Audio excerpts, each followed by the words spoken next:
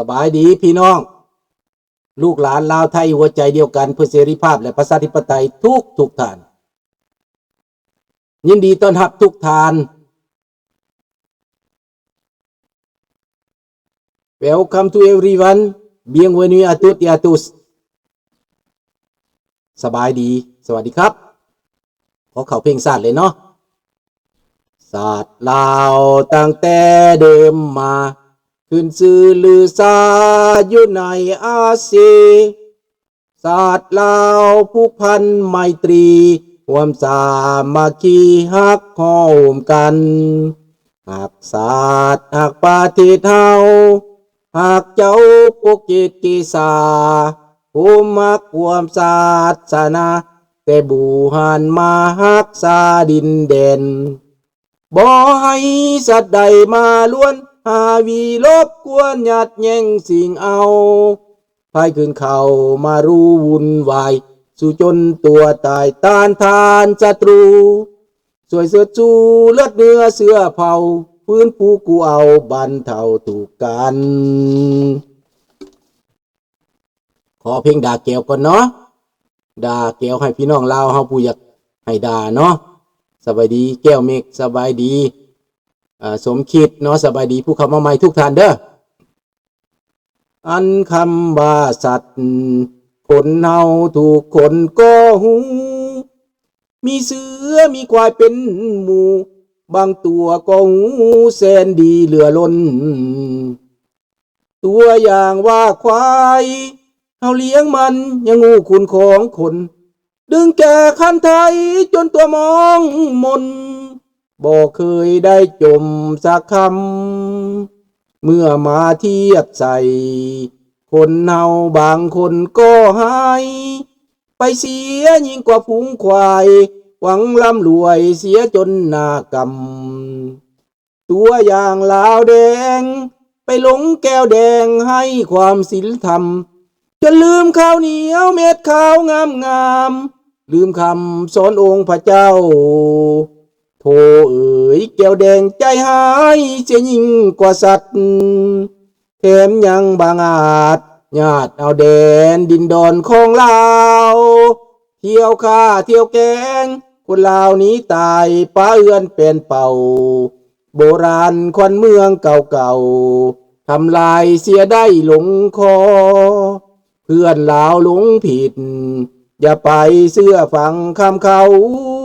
มีภัยหากอเมืองลาวยิ่งกว่าลาวนี้จะมีหรือบ่น้ำตาลาวไหลเป็นน้อยเป็นพันก็เพื่อหวังรอว่าอยากเห็นเมืองลาวนี้ก็สร้างตัวเพื่อลูกลาวเองเอาขอบใจเด้อพี่น้องเด้อสบายดีท่องบ้านสบายดีสมคิดสบายดีทุกท่านพี่น้องประเด็นในมื้อนี้ก็จะมาเว้าว่าพรรคเผด็จการรัสเซียลาวหนุนกันหนุนลาวแดงในภูมิภาคเอเชียเป็นหยังมันจะเป็นจังสั้นพี่น้องเผด็จการรัสเซียนี่พะเหยอพะหยองคันลูกนิวเคลียร์บ่ลงใส่กระบาลหัวบักโปรตีนบ่แล้วดอกหรือว่าผ้าฝ่าหัวบักโปรตีนน่ะตายแล้วในโลกอันนี้โลกจะสงบหาว่าบักสีโหดมันก็ยังมีคุณธรรมอยู่ว่าบักสีโหดได้เพราะว่าบักสีมันเคยถือคอมมิวนิสต์จัดการมันตอนมันยังหนุ่มมันยังสำนึกอยู่ได้สบายดีหุยห่วง Good morning สบายดีพิรพัฒน์ยาบ้า10 ล้านเม็ดบอกมันหลายกว่านั้นเนาะเขาจับได้หลายกว่านั้นเนาะดังนั้นพี่น้องบักทองรุดมันเป็นแบบนี้เพราะว่ามันเป็นหุ่นเสิร์ชของปูตินมันไปเฮียนรัสเซียมามันไปเฮียนเอาแต่ความชั่วความเลวมันไปเฮียนเอาแต่ความใจดำอำมหิต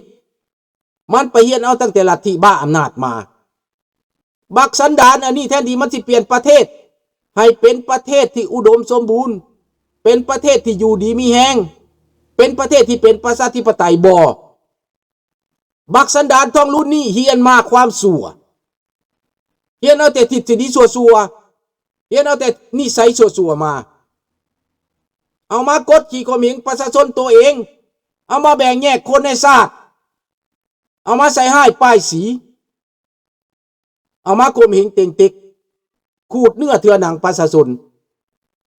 สั่งให้ลูกน้องมันขูดเนื้อเถื่อหนังประชาชนทุกมื้อทุกวันสบายดีดิ้งดองมันเป็นตาเรือใจบ่พี่น้องแทนที่มันจะไปเฮียนเอาความดีความชอบแทนที่มันจะไปเอาเทคโนโลยีสบายดีนางป๋า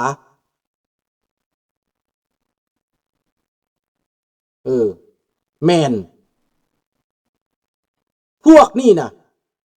มันใส่ให้ผู้อื่นนี่เก่งสุดยอดนะมันเลยมันบิดเบือนความจริงแบบรัสเซียสีดำเป็นขาวสีขาวเป็นดำแบบเดียวกับเผด็จการรัสเซียปูตินสันดานมันแบบเดียวกันมันเฮียนเอาแต่แนวบุดีมาแล้วมันก็ซี่มือใส่คนลาวเป็นอย่างสั้นเป็นอย่างซี่สบายดีมารีใส่ให้ผู้นั้นใส่ให้ผู้นี้ผู้นั้นดีผู้นี้สั่วเพื่อหยังเพื่อให้คนผิดกันเพื่อมันจะได้ปกครองง่ายพี่น้องนี่แผนการของมันจากประเทศที่อุดมสมบูรณ์จากประเทศที่บ่เคยมีหนี้ก่อน1975คนลาวบ่มีหนี้คนลาวพออยู่พอกินเงินเดือนพออยู่พอกินเงินเดือน 10,000 กีบกุ้มเดือนบ่มีการสอราดบังหลวงบ่มีการหยักยอกบ่มีค่ายาบ้าบ่มีค่าประเวณีเห็นบ่ล่ะคนลาวบ่ทำลายกันแต่มันไปนำเอาลัทธิอุบาทลัทธิคอมมิวนิสต์มาจากเวียดนามมาจากโซเวียตมาจากจีนเอามาแผ่ขยายในประเทศสร้างความแตกแยกในประเทศเผด็จการรัสเซียหนุนหลังในโลกนี้บ่อนใดรัสเซียไปหมุนบ่อนใดรัสเซียไปยุ่งคนฆ่ากันบ่หยุดดังตัวอย่างในพม่าฆ่ากันบ่หยุดเดี๋ยวนี้มันวางมือมันอยากเข้าประเทศไทยเดี๋ยวนี้นะมันหาทุกทางอยากเข้าประเทศไทยมันบอกว่ามันเป็นอย่างสั้นมันเป็นอย่างซี่ผู้ใดก็นิยมรัสเซียผู้ใดก็นิยมโซเวียตและบอลบอกว่ามันเข้ารุกประเทศไทยได้วิธีการของมันวิธีมันเหตุนี่แหละมันเป็นแบบนี้วิธีการของเขานั่นให้พี่น้องคนไทยจำใส่ใจเอาไว้โลดให้เบิ่งไว้โลดว่าประเทศลาวเป็นตัวอย่างความแตกแยกอันนี้ทรัพย์สมบัตินี่มหาศาลแต่กลายเป็นประเทศทุกข์ยากน่าสมเพชเวทนาประเทศที่ห่างมีกลายเป็นประเทศทุกข์คนที่มีดินให้ดินนาคนที่มีดินทำให้ทำกินเขาบ่ได้ว่าคนทุกข์ได้ในต่างประเทศนี่นะเขาถือว่าคนมีได้ในประเทศแคนาดาถ้าผู้ใดมีนาถ้าผู้ใดมีดินถ้าผู้ใดมีสวนเขาบ่ไล่เป็นคนทุกข์เขาถือว่าเป็นคนมีถือว่าเป็นผู้มีรายได้ถือเป็นว่าผู้มีทุนมีทรัพย์สินสบายดีนะลุงโพอันนี้แหละในประเทศลาวทุกคนมีดินดอนตอนหญ้าทำกินบางคนมีนาเป็นหลายไห่หลายทุ่งนาหลายทุ่งบ้านเฮาเพิ่นฮ้องนาทามนาบึงมันยังก็มีเบิดได้ยินข่าวว่าตีกันนี่บ่เดี๋ยวจะเว้าเนาะเดี๋ยวจะเว้าเด้อแต่เว้าเรื่องนี้ก่อนเนาะเดี๋ยวจะเว้าให้ฟังดังนั้นแหละพี่น้องเพราะว่ารัสเซียนั้นกำไว้ให้เป็นเครื่องมือกำประเทศลาวไว้ให้เป็นซัตเทอร์ไลท์ของมันแทรกแซงเข้าประเทศไทยแทรกแซงไปทั่วภูมิภาคเพื่อคัดง้างกับอเมริกาและกับจีน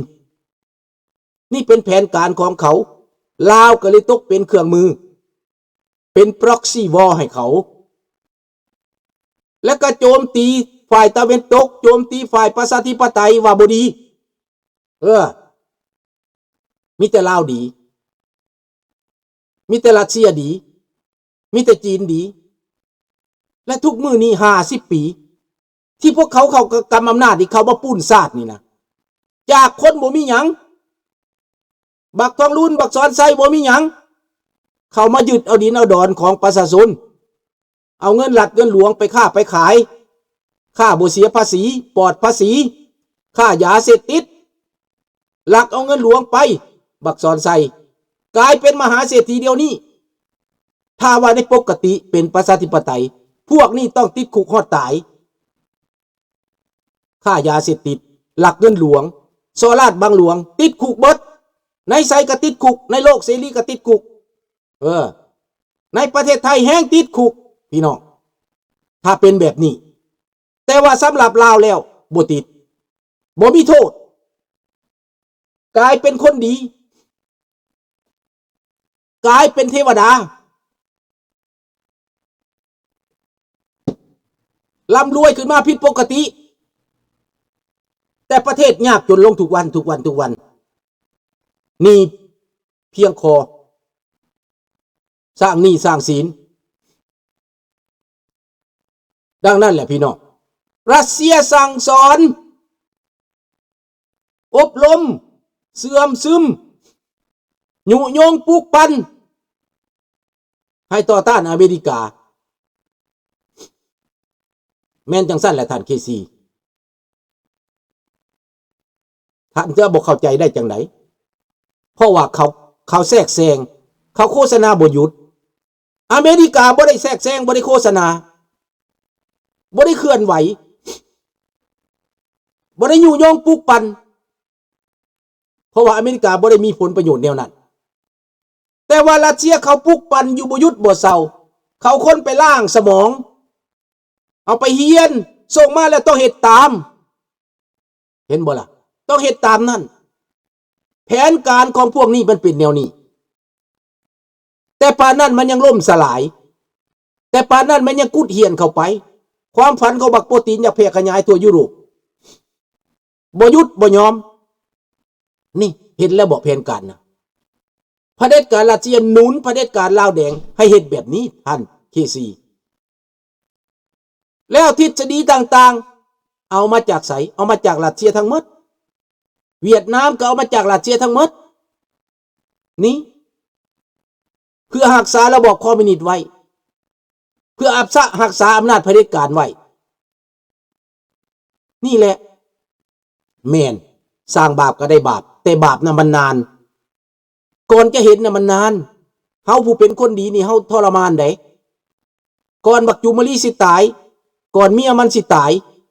ก่อนบักคำไตสิตายเฮาทรมานบักดน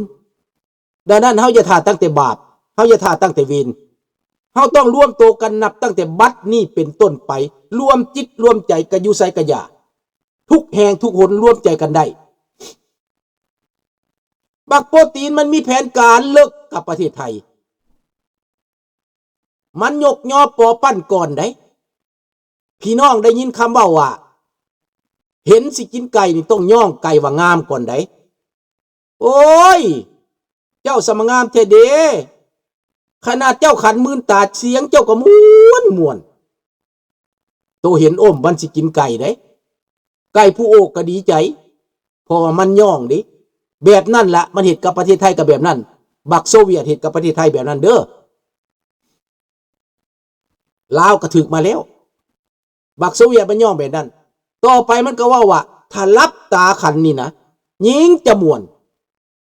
คันเฮาเว้าแบบนี้บางคนก็สิว่าโอ้เฮาบ่ได้โง่เขาเด้อเจ้าบ่โง่จริงแต่คนอื่นผู้มันโง่ผู้มันบ่จักมันก็เสือในประเทศลาวเฮาเคยเป็นแบบนี้มาก่อนแล้วพวกนักศึกษาปัญญาชนมาจากฝรั่งเศสจากอเมริกาเมาตั้งแต่อ้างว่าตัวเองได้เป็นปริญญามีความรู้นั่งอยู่ห้องการบ่สนใจอบรมคนต่ำคนน้อยบ่สนใจอธิบายเขาคนบ่จักความแต่ว่าพวกโซเวียตพวกรัสเซียมันเคลื่อนไหวกับคนเล็กคนน้อยมันเป่าสมองเขามันยุยงปลุกปั่นเขาพวกประเทศลาวพวกเจ้าพวกนายพวกเฮียนมาบ่ได้ใส่ใจเรื่องที่ไปอบรมแนวนี้บ่อธิบายมีแต่ว่าตัวเองเป็นนายมีลูกน้องมันละผิดพลาดได้บาดนี้ในเมื่อเขาไปเอาคนถูกคนยากมาย่องย่อปอปั้นแล้วมันเป็นแบบนี้แหละเป่าสมองบักคำต้องเอ๋ยมึงถึงล่างสมองจนมึงบ่จักว่าพอ